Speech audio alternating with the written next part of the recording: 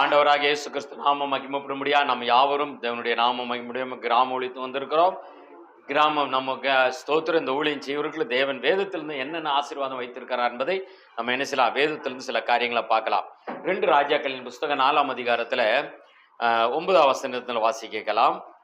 2 ராஜாக்களின் புஸ்தகம் எடுத்தவங்க வாசிக்கலாம். ஸ்தோத்திரம். அதுக்கு முன்னாடி அந்த சூலமத்திய தொடங்குற வசனம் 7ஆம்.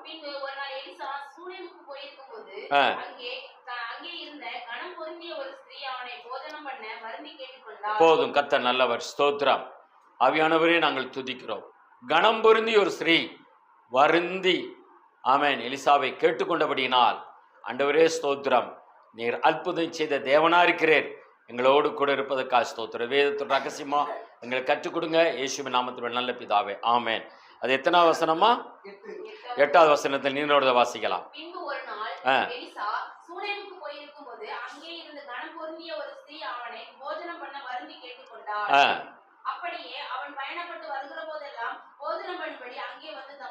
போதும் பாருங்க, இங்கு வாசிக்கும் பொழுது சூனமித்தியா அந்த இடத்துக்கு ஒரு ஸ்ரீயானவள், அவளை அந்த ஸ்ரீ எப்படிப்பட்டவளா? கணம் பொருந்தியவள். கணம் பொருந்தி என்னன்னா பணக்காரங்க, வசதி படைத்த ஒரு ஸ்திரீ. அந்த வீட்டுக்கு ஊழியத்துக்கு வந்து போன எலிசா பார்த்து அவர் அடிக்கடி அந்த கிராமத்துக்கு வந்து ஊழியம் செய்து போறாரா, அந்த வீட்டில் வந்து ஜெபம் பண்ணிட்டு போறாரு. இது அந்த அம்மா கனப்படுத்தது. அந்த அம்மா நினைச்சது அவ்வளோ பெரிய பணக்காரி பாருங்க. அவர் எதுவுமே கேட்கல. அவர் வந்து போற மனுஷனை பார்த்து இவர் ஒரு அந்த கணம் பொருந்திய ஸ்திரீ அவளை வருந்தி, அதாவது என்ன வருந்தின்னு என்ன அர்த்தம்? ரொம்ப தாழ்மையா கேட்டுக்கொள்கிறார். நீங்க எங்க வீட்டுக்கு என்ன செய்ங்க, வாங்க என்று அழைக்கிற அழைப்பு. அந்த அம்மா அதாவது ரொம்ப தன்னை தாழ்த்து கேட்கிறதை நம்ம பார்க்க முடியுது. அப்போ அவ்வளோ பெரிய வசதி படைத்த அந்த அம்மாவுக்கு ஊழியக்காரங்களை கண்டு, நம்ம ஊழியக்காரங்க நம்ம தேசத்துக்கு வராங்க, நம்ம வீட்டுக்கு வந்து ஜெபம் பண்ணிட்டு போறாங்க இயேசுவின் நாமத்துல. அப்போ இந்த காரியங்களை, இப்படிப்பட்ட ஊழியக்காரங்களை நம்ம கனப்படுத்த வேண்டும் என்று சொல்லி தன்னை தாழ்த்துகிறதை நம்ம பார்க்க முடிகிறது. அப்போ ஆனா எலிசா போய் கேட்கல, நான் உங்க வீட்டுக்கு வரேன்னு சொல்லி, இல்லை எனக்கு அதை கொடுங்க இதை கொடுங்கன்னு சொல்லி எதுவுமே கேட்கல. தொடர்ச்சி வாசிக்கலாம்.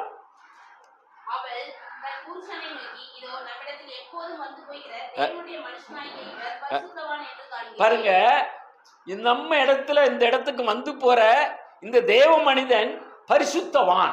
அப்ப அந்த அம்மா இதனுடைய அர்த்தம் என்ன அப்படின்னா, அந்த ஊருக்குள்ள வந்து எலிசா வந்து போகிறத மற்றவர்கள் உற்று கவனிக்கிறார்கள். எப்படி மற்றவங்க உற்று கவனிக்கிறாங்க? ஐயோ, ஒரு ஊழியக்காரர் வர்றாரு, எப்படிப்பட்டவர், நல்லவரா கெட்டவரா, அவர் ஏன் வந்துட்டு போறாரு, அந்த மனுஷன் மூலமா இந்த ஊர்ல என்ன நடக்கு ஏது நடக்குங்கிறத யார் கவனிச்சு பார்க்கிறா? அந்த சூனமத்தி அந்த ஸ்திரீயானவள், கணம் பொருந்திய ஸ்திரீ, அவள் உற்று கவனிக்கிறார். அப்ப என்னுடைய அர்த்தம் என்னன்னா, நம்ம ஊழியத்துக்கு போகும்பொழுது நம்மளை ஊருக்காரங்க உற்று கவனிப்பாங்க, கவனமா நம்மளை பார்ப்பாங்க. இவங்க எதுக்கு இங்க வராங்க, எதுக்கு வந்துட்டு போறாங்க, ஏதோ கொடுக்குறாங்களே, என்னமோ சொல்லுதாங்களே, இயேசுவின் பற்றி சொல்லுதாங்களே அப்படின்னு நம்மளை என்ன செய்யறாங்க, உற்று கவனிப்பாங்க. அப்போ நம்முடைய கவனம் புற நம்மளை கவனிக்கிறது யாரு? உலகத்துல உலக மனிதர்கள் நம்மளை கவனிக்கிறாங்க. நம்ம அதுல எச்சரிக்கையா இருக்கணும். எலிசா எச்சரிக்கையா இருந்தார். நம்ம ஒரு ஊர்ல வர்ற ஜனங்களை என்ன செய்யறாங்க, ஊருக்குள்ள தெருக்குள்ள வரும்போது போகும்போது நம்மளை கவனிச்சு பார்க்கிற. அப்போ கவனிச்சு பார்க்கும்போது அந்த அம்மா அந்த எலிசா மூலமா என்ன கண்டு கொண்டாங்க, இந்த மனுஷன் எப்படிப்பட்டவன் சொல்றாங்க, பரிசுத்தவான். அப்போ ஒரு பரிசுத்தவான் கண்டுபிடிக்கிற அளவுக்கு எலிசா நடந்து கொள்ளுகிறார். நம்ம ஊழியத்துக்கு போற இடத்துல மற்றவங்க நம்மளை பார்க்கும் பொழுது ஊழியம் செய்கிறவங்க எப்படி இருக்கணுமா, பரிசுத்தமாக இருக்க வேண்டும். பரிசுத்தமுள்ள ஊழியத்தை நம்ம செய்யும் பொழுது தேவன் பரிசுத்தரா இருக்க போல நம்மளும் நம்மளை பரிசுத்தமாக்கி ஊழியத்துக்கு கடந்து செல்லும் பொழுது ஊர் மக்கள் நம்மளை கவனமா பார்க்கிறவங்க பொழுது அவங்க கிட்ட நம்ம எப்படிப்பட்ட பேர் வாங்கணும், பரிசுத்தவான். இந்த பரிசுத்தவான் அப்படின்னு சொல்ற அளவுக்கு நம்முடைய குணாதிசயங்கள் காணப்படணும், பேச்சு இருக்கணும். அதாவது நீதிமொழிகள்ல ஒரு வசனம் உண்டு, 28ஆம் அதிகாரம் நினைக்க 31ஆம் அதிகாரத்துல ஞானம் விளங்க வாய்களை திறந்தாள்னு சொல்லப்படும். அப்போ நம்ம யாரிடத்துல எதை பேசணும், எதை பேசக்கூடாது, எதை சொல்லணும், எதை சொல்லக்கூடாது என்பதை உற்று ஜனங்கள் கவனிக்கிறவர்களாக இருப்பார்கள்.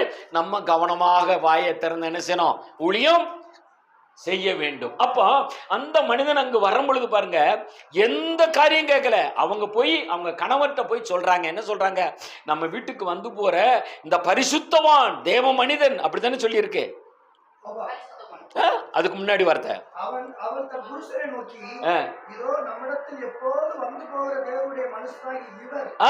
தேவனுடைய மனுஷன். அவருக்கு பேர் என்ன வச்சிருக்காங்க? தேவனுடைய மனுஷன். ஊழியம் செய்யறவங்களுக்கு ஆண்டவர் எப்படிப்பட்ட பேரை கொடுக்காரு? தேவ மனுஷன். அதுக்கு அடுத்து பரிசுத்தவான்.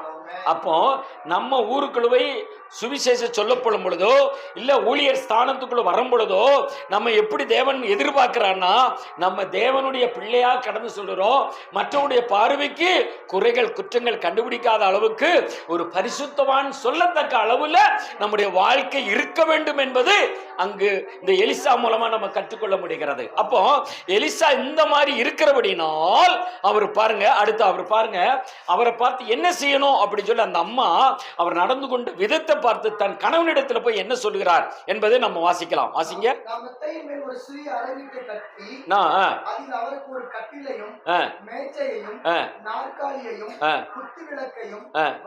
வைப்போம். பாருங்க, நம்ம வீட்டுக்கு வந்து போறாருல இந்த மனுஷன், அடிக்கடி வந்து போறாரு. ஒருவேளை நைட்ல வந்துட்டு போயிருக்கலாம். அப்போ 2 கட்ட நேரத்தில் வந்து போகலாம். இந்த மனுஷனுக்கு நம்ம வீட்டுக்கு நம்ம ஊழியத்துக்கு வராங்களே, இந்த இடத்துக்கு வராங்களே, இல்லை இந்த கிராமத்துக்கு வராங்களே, இவங்களுக்கு ஒரு அடைக்கலம் கொடுப்போமே என்று சொல்லி அந்த அம்மாவுக்கு தேவ மனிதனாக இருக்கிறபடினா, பரிசுத்தவனாக இருக்கிறபடினா தேவன் அங்கு தூண்டுதல் கொடுக்கிறார். இவங்களுக்கு மேல மாடியில் என்ன செய்யுங்க, ஒரு அறை போட்டு கொடுங்க. இவங்களுக்கு அந்த அறைக்குள்ள என்னெல்லாம் வைக்கணும்? கட்டில், மெத்தை, மேஜை, நாற்காலி, குத்து விளக்கு. பாருங்க, இந்த 5 விதமான பொருட்களையும் அந்த மகனுக்கு அந்த ரூமுக்குள்ள தேவையானது எல்லாம் நம்ம செஞ்சு கொடுக்க வேண்டும் என்று சொல்லி அந்த அம்மா தன் கணவனிடத்தில் என்ன செய்றா? கேட்கிறாள். அப்ப இதனுடைய பொருள் பாருங்க, எலிசா எதுவுமே கேட்கல. அவர் ஊழியத்துக்கு தான் போறாரு. ஆனா ஊழியத்துக்கு போற இடத்துல அவர் தேவன் மனிதனாக இருந்து பரிசுத்தமான ஊழியம் செய்யும் பொழுது அந்த அம்மா அவ்வளவு பெரிய வசதி உள்ள அம்மா கிட்ட இருந்து கேட்காமையே சில காரியங்களை தேவன் கொடுக்கிறார். அப்ப வீட்டை கொடுக்கிறா. அவர் வந்தா ரெஸ்ட் எடுக்கிறதுக்கு பவனத்தை என்ன செய்யறா? ஆயத்தப்படுத்த ஒரு வீடை கட்டி ரூமை கட்டி கொடுப்போம். அதுல கட்டில் போடுவோம், மேஜை, நாற்காலி, குத்து விளக்கு வைப்போம் என்று சொல்லி அவங்களுக்கு அந்த ரூமுக்கு தேவையான எல்லா பொருட்களையும், தண்ணி, இதெல்லாம் என்ன செஞ்சிடலாம்? ஒழுங்குபடுத்தி கொடுப்போம். அவர் வந்து ஜெபம் பண்ணிட்டு போனா, இல்ல வந்துட்டு போனா, இந்த ஊருக்குள்ள வந்தா அவர் கொஞ்ச நேரம் இளைப்பாறுதல் அங்க பெறட்டுமே என்று சொல்லி அந்த அம்மா உள்ளத்தில் ஆவியானவர் உணர்த்தி கொடுக்கிறார். அப்போ இது எதுவுமே எலிசா எதிர்பார்க்கல. நம்ம ஊழியம் செய்ய போகும் பொழுது, ஒரு பரிசுத்தவனா இருக்கும் பொழுது, தேவனுடைய பிள்ளையாக இருக்கும் பொழுது, நம்ம ஊழியம் தேவனுக்கு பிரியமா செய்ய நம்ம போகும் பொழுது பாருங்க, நம்மளை அறியாமையே நம்முடைய வீட்டு தேவைகளை தேவன் கொடுக்க வல்லவராக இருக்கிறார். நம்ம ஊழியம் செய்யறது லேசான காரியம் இல்ல. நம்ம தேவனுக்கு ஊழியம் செய்யும் பொழுது நமக்கு என்ன தேவை என்பது அதுல மத்தேயு 6ஆம் அதிகாரம் 8வது வசனம் விவிதமாக சொல்லப்படுகிறது. உனக்கு இன்னது தேவை என்பதை அறிந்து நான் கொடுக்கிறேன். என்னது உங்களுக்கு? அதை வரிசை பாருங்களேன். மத்தேயு 6:8.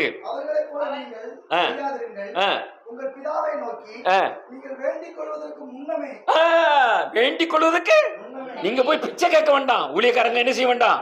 பிச்சை கேட்க வேண்டாம். மக்கள் போய் என்ன செய்யுங்க, எனக்கு அதை கொடுங்க எதை கொடுங்கன்னு எதுவுமே எனக்கு தேவைகள் சந்திக்கப்பட வேண்டிய அவசியமே மற்றவங்க போய் கேட்க வேண்டியதில்லை.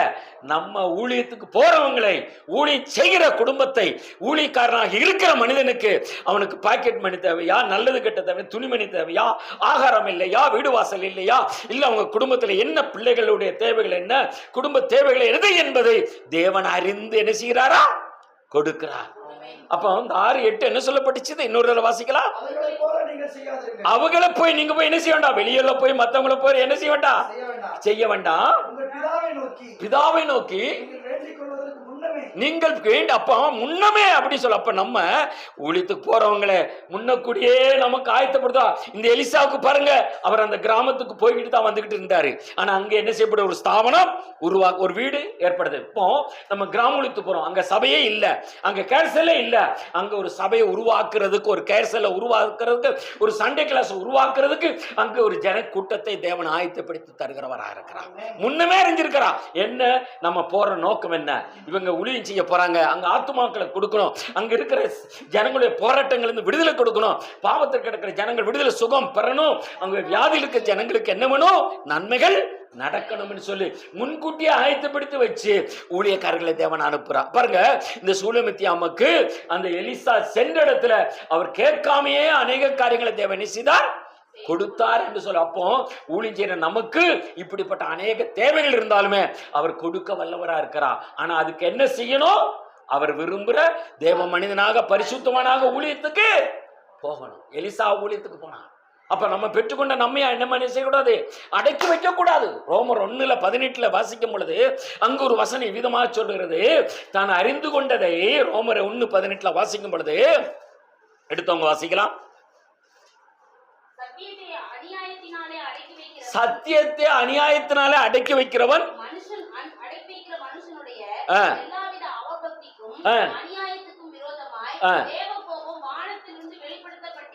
ஆமென். சத்தியத்தை அறிஞ்சு சுவிசேஷம் சொல்லாதவனுக்கு மேல தேவ அக்கினி கோபம் வானத்திலிருந்து வெளிப்படுமா? அப்ப சத்தியத்தை அறிஞ்சு நம்ம மூடி வைக்க கூடாது. நம்ம போய் சாட்சி சொல்லலாம், நம்ம பெற்றுக்கொண்ட ரட்சிப்பை சொல்லி அவங்க ஆண்டவரை ஏற்றுக்கொள்ளுங்கள் சொல்லி அழைத்து வருவது அந்த மூடி வைக்கிறவன் மேல என்ன செய்யுமா? தேவ கோபாக்கினி வரும். சபையில் இருக்க விசுவாசிக்க நம்ம என்ன செய்யலாம்? ஊழியம் செய்யணும், பெற்றுக்கொண்ட நன்மையை மற்றவங்களுக்கு சொல்லணும். இப்ப நம்ம போற கிராமத்துல பாருங்க, அங்க என்ன தேவனை ஆயத்தப்படுத்த வைக்கணும் முன்கூட்டி அவர் செஞ்சு வச்சிருக்கிறார் என்பதை நம்ம எலிசாவுக்கு எப்படி அந்த அம்மா மூலியமாக நன்மை நடந்ததோ, எலிசா கேட்காமையே எல்லாத்தையும் கொடுத்தாரு பார்த்தீங்களா? அப்ப எலிசா எதுவுமே கேட்கல, அங்க ஊழியத்துக்கு தான் போறாரு. ஆனா ஆண்டவருடைய தேவைகளை சந்திக்கிறார். நம்ம குடும்ப தேவைகளை சந்திப்பார். பொருளாதார தேவைகள் என்னென்ன நம்ம காரியங்கள் இருக்கோ எல்லாவற்றையும் அவர் கொடுக்க என்ன செய்கிறார்? வல்லவராக இருக்கிறார். அதே மாதிரி எபேசியர் 3:7 8 முடிச்சு வாசித்து முடிச்சிடலாம். எபேசியர் 3:7 அங்க ஒரு காரியத்தை வாசிக்க முடிகிறது. 3:7 7 8 கூட வாசிக்கலாம். எடுத்தவங்க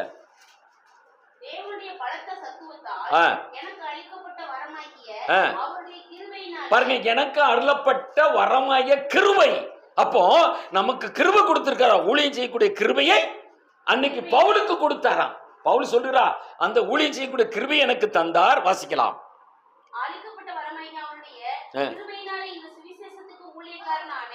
பாருங்க, சுவிசேஷம் சொல்லுவதற்கு ஒரு ஊழியக்காரனாக என்ன மாற்றுவதற்கு அவர் கிருபை எனக்கு கொடுக்கப்பட்டிருக்குன்னு சொல்லி பவுல் சொல்றார். அப்போ ரட்சிக்கப்பட்ட மனிதனுக்கு ஒவ்வொரு மனுஷனும் ஆண்டவரே எனக்கு அந்த கிருபை தாங்க, ஊழியம் செய்யக்கூடிய கிருபையை தாங்க என்று சொல்லி கேட்கும் பொழுது பவுலுக்கு கொடுத்து போல நமக்கும் கொடுப்பார். வாசிக்கலாம். அடுத்து 8வது வசனம்.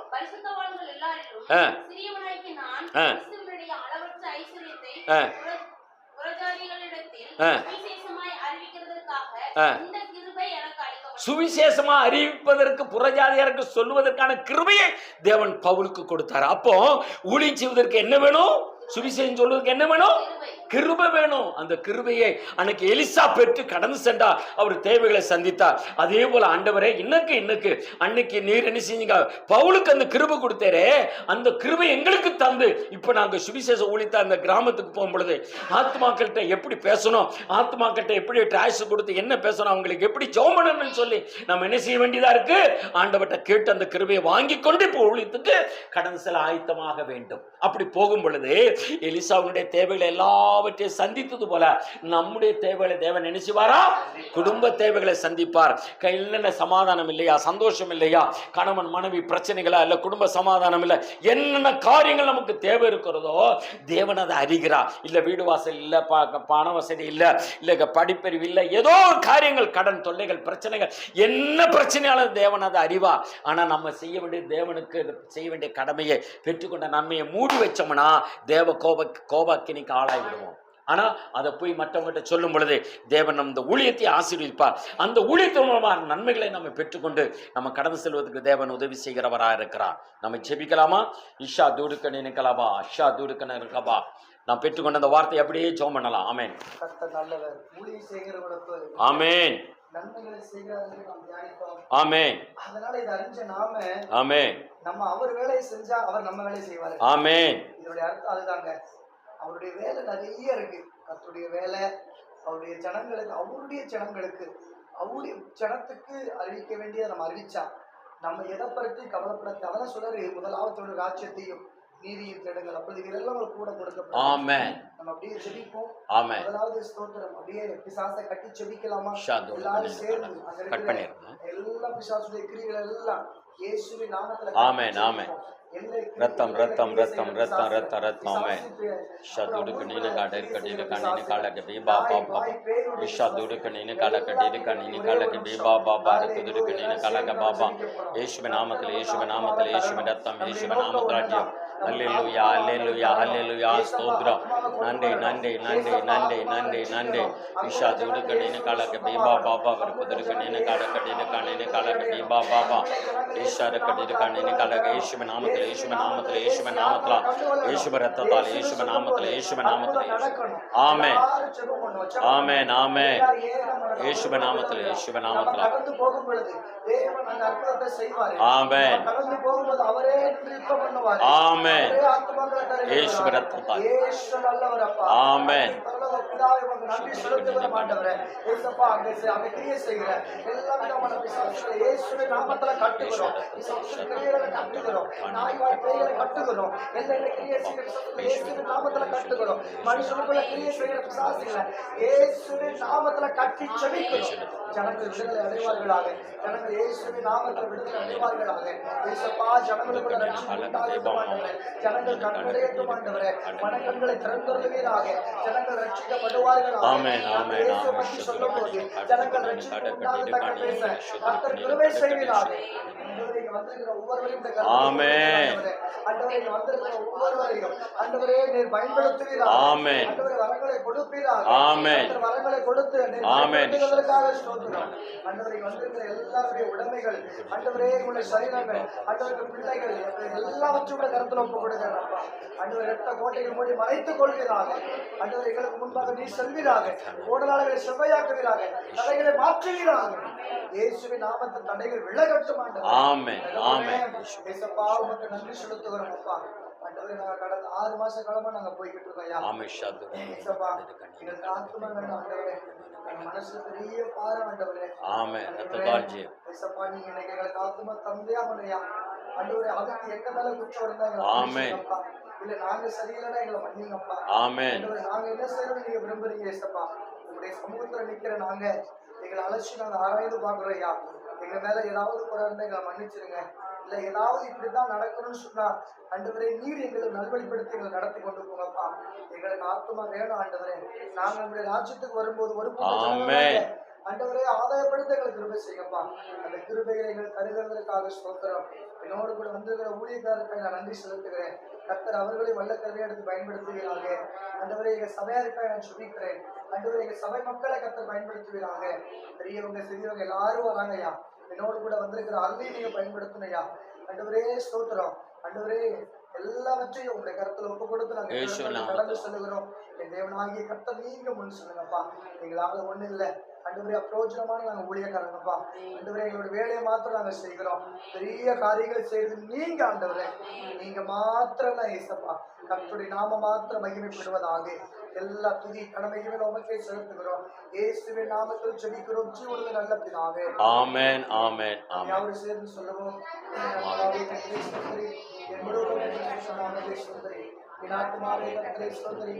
கர்த்தர் சேர்த்து ஆமென் ஆமென். அல்லேலூயா அல்லேலூயா. ஆமென். பிதா குமார் விசுத்த நாமத்தில் ஆண்டவரே கொண்டு செல்கிற ட்ராக்ஸ் பைபிள் புக்கு எல்லாம் உடைய கரத்தில் கொடுக்குறோம். பரிசுத்தம் ரத்தத்தால் ஆண்டவரே கல்வி சுத்திகரித்து நீர் கொடுத்த ஜீவனுள்ள வார்த்தைகள் கொடுக்கும் பொழுது அன்னைக்கு 12 வருமா பெரும்பாடு ஸ்ரீ உமது ஆடை தொட்டு வல்லமை புறப்பட்டது போல உடைய வல்லமை வெளிப்படட்டும். இதோட வசனங்களை எல்லாரையும் ரட்சிப்பின் பாத்திரங்களை மாற்றுங்க. உடைய நாம மகிமைப்படட்டும். பெரிய காரியங்களை செய்யுங்க. உடைய நாம மகிமைப்பட ஜெபிக்கிற எல்லா இடத்தில் நீர் அற்புதம் தேசங்களை செய்யும். நாமத்தை மகிமைப்படுத்த நாங்கள் இயேசுவின் நாமத்தில் ஜெபிக்கிறோம். நல்ல பிதாவே. ஆமென். ஆமென் ஆமென் ஆமென். ஆமென்.